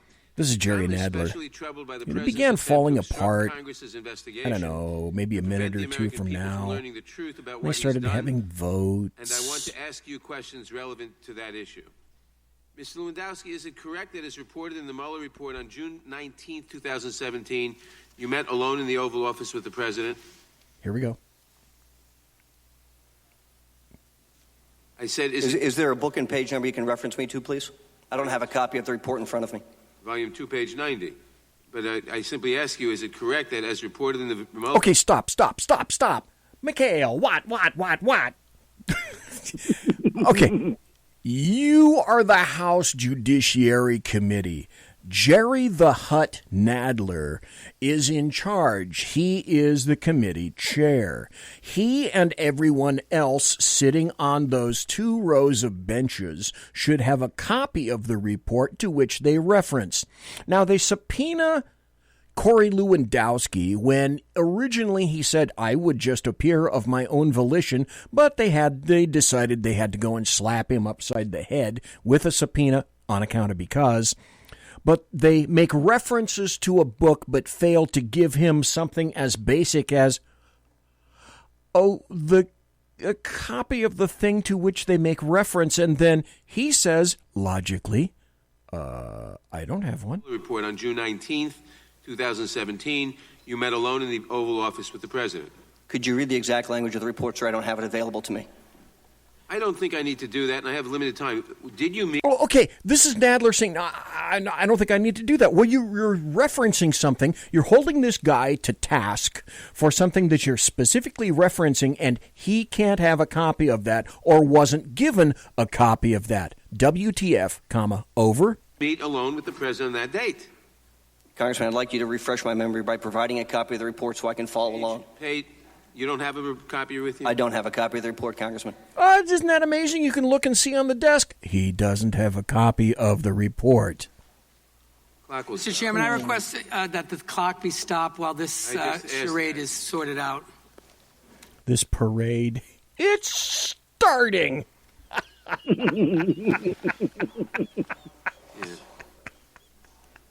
And they're waiting.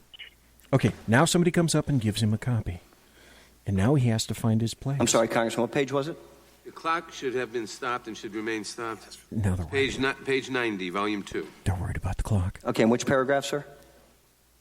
I don't have it in front of me. You just told him! Like a reference, sir, so I can follow along on what you're asking.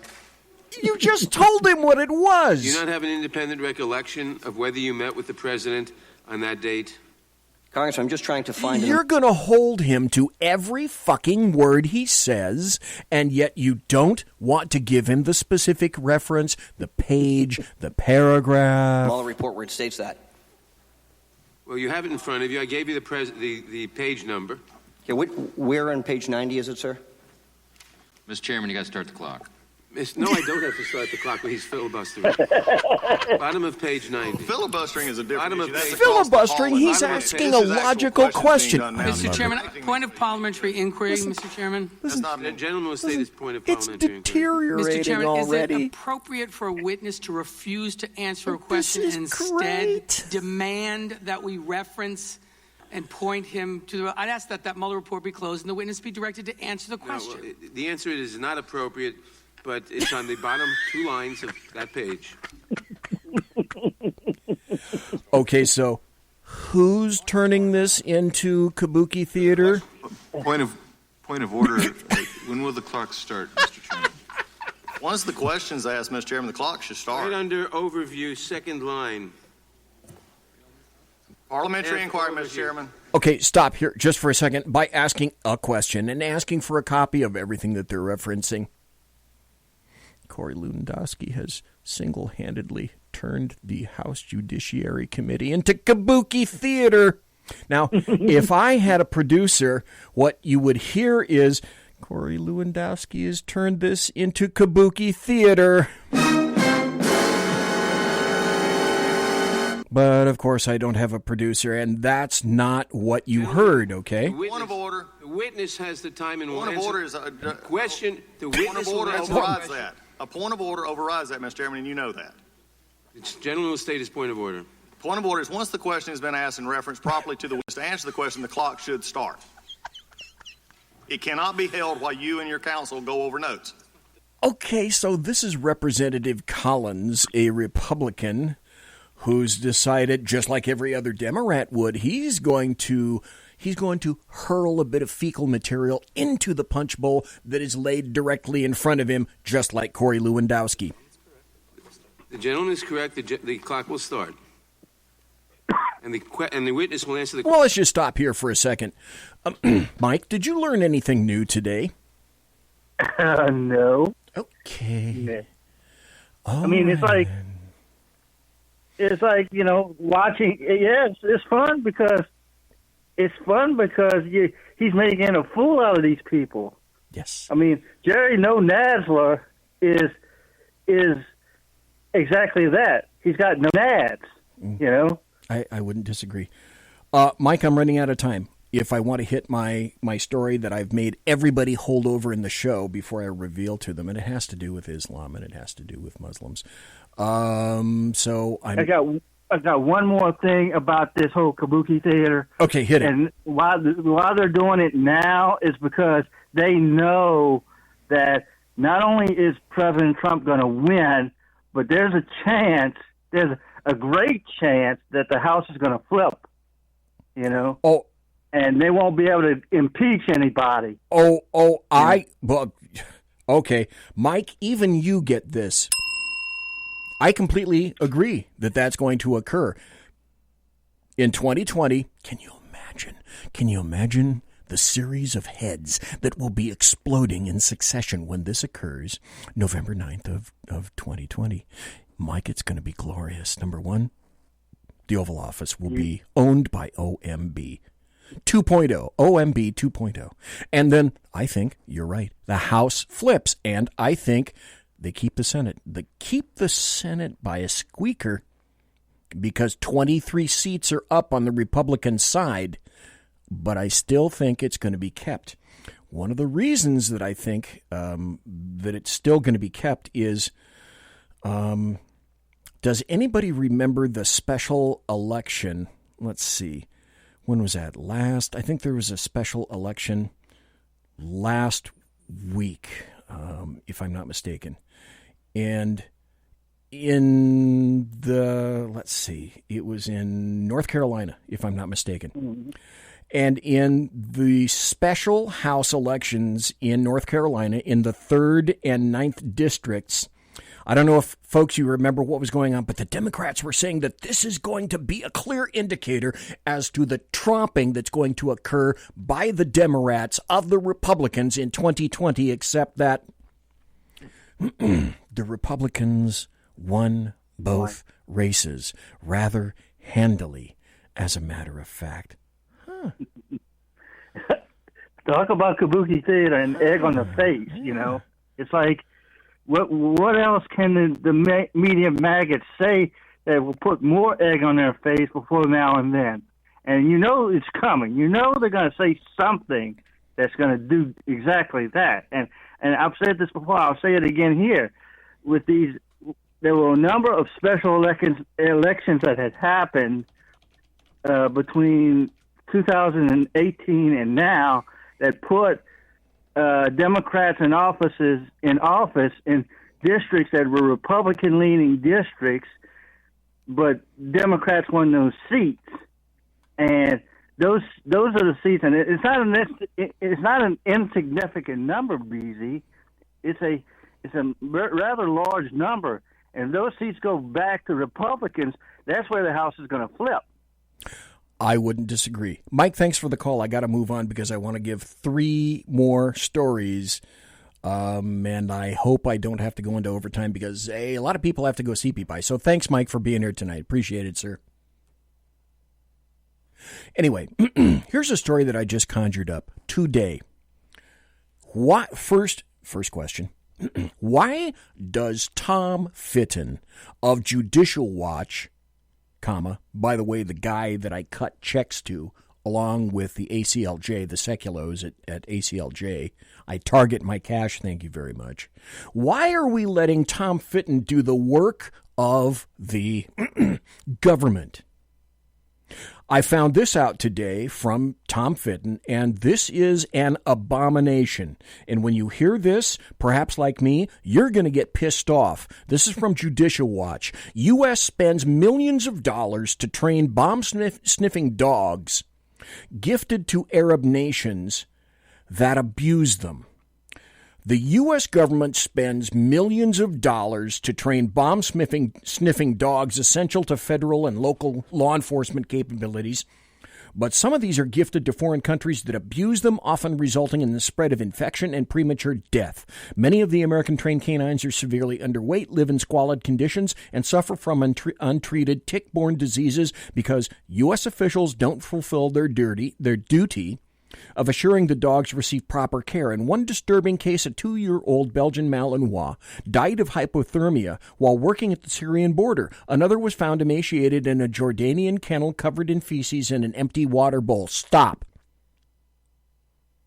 This is why this can be an X-rated show sometimes.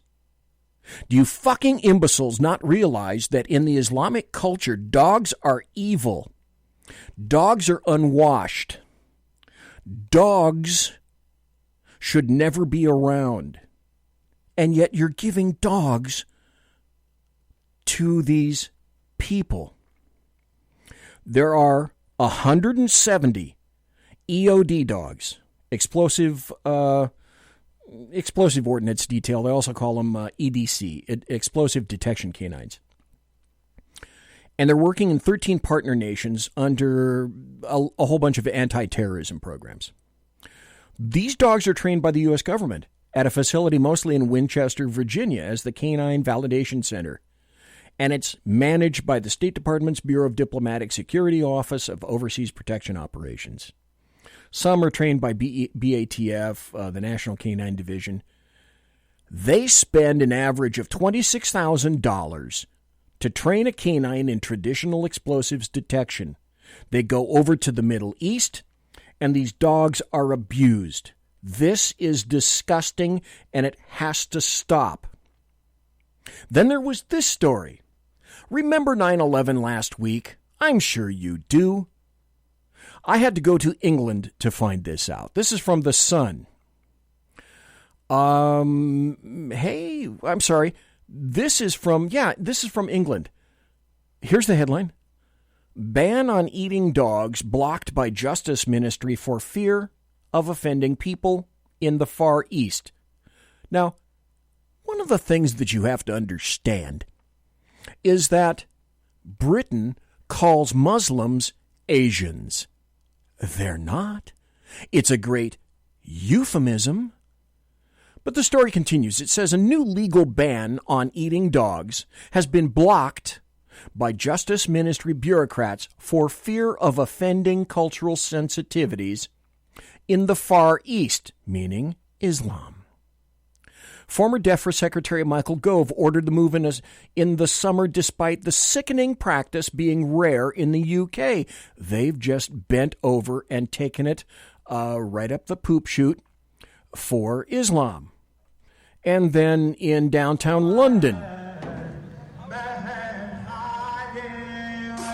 this is beautiful downtown London.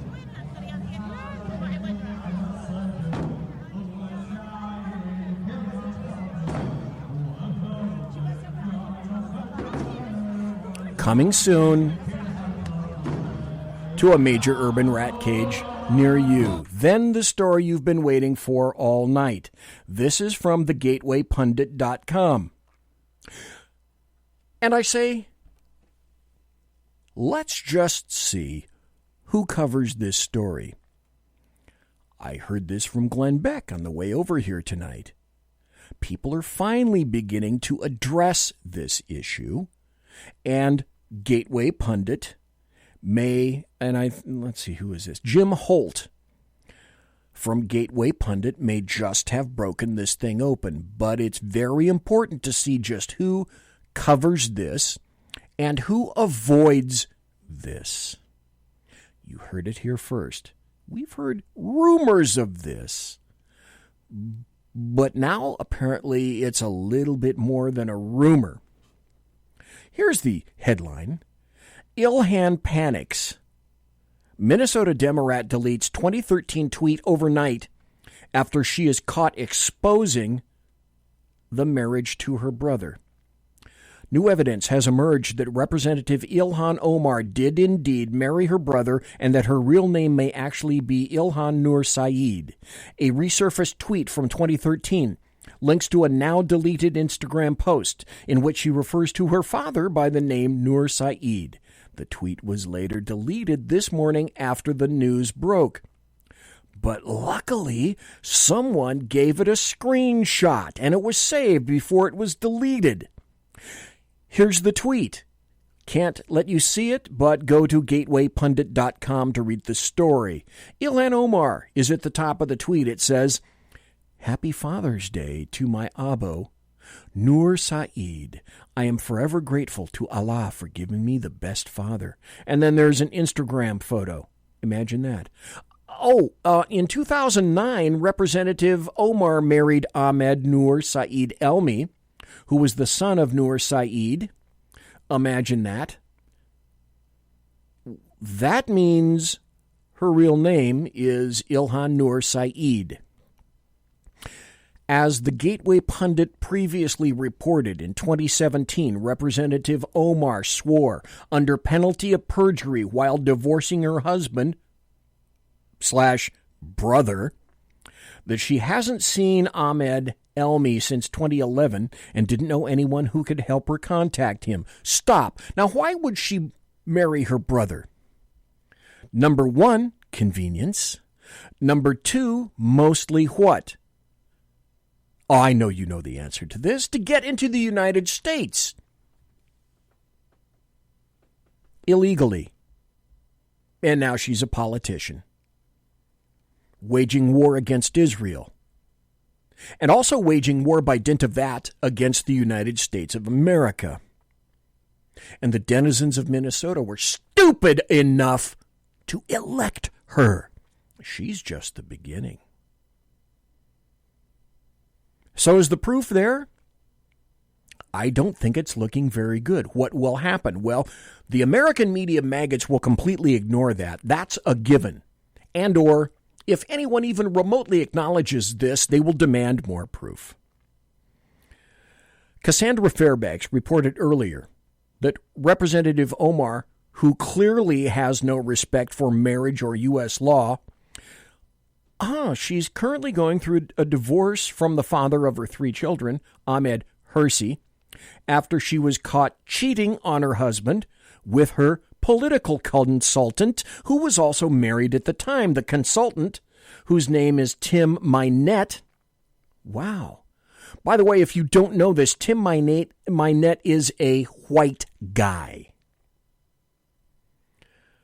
Tim Mynett was hanging out with Ilhan OMAR in public with his 13-year-old son before he told his wife of the affair. Then there's another story by Gateway Pundit. That came out today as well. Huge development. New evidence emerges that Representative Ilhan OMAR married her brother and is using a fake name. This is a different story. New evidence has emerged that Representative Ilhan OMAR did indeed marry her brother and that her real name may actually be Ilhan Noor Saeed. And again, it's about the resurfaced tweet. Happy Father's Day to my Abo Noor Saeed.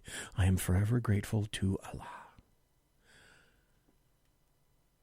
Gateway Pundit reported in 2017 that she swore again under penalty of perjury while divorcing her husband / brother that she hadn't seen Ahmed Elmi since 2011 and didn't know anybody who could help her contact him.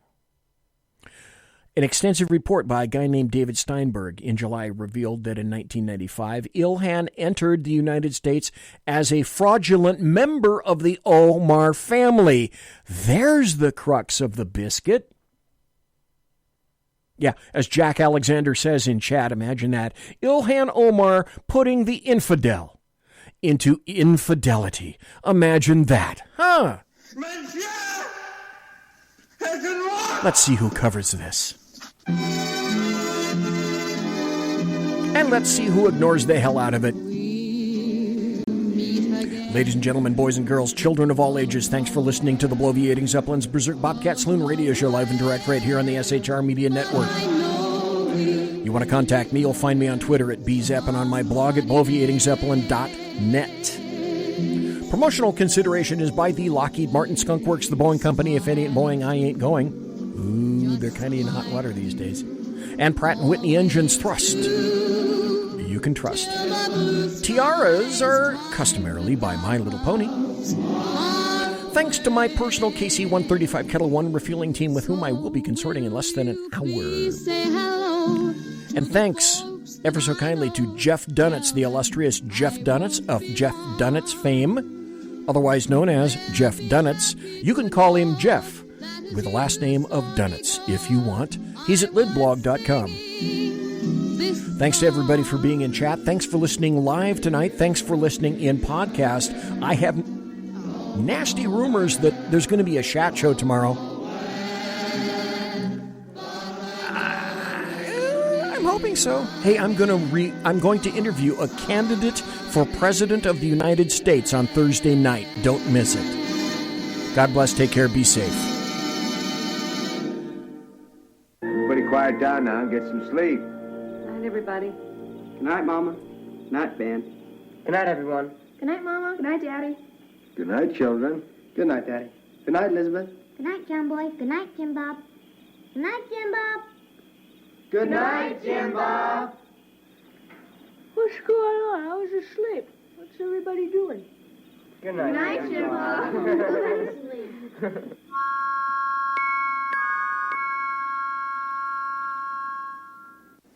Good night, and good luck.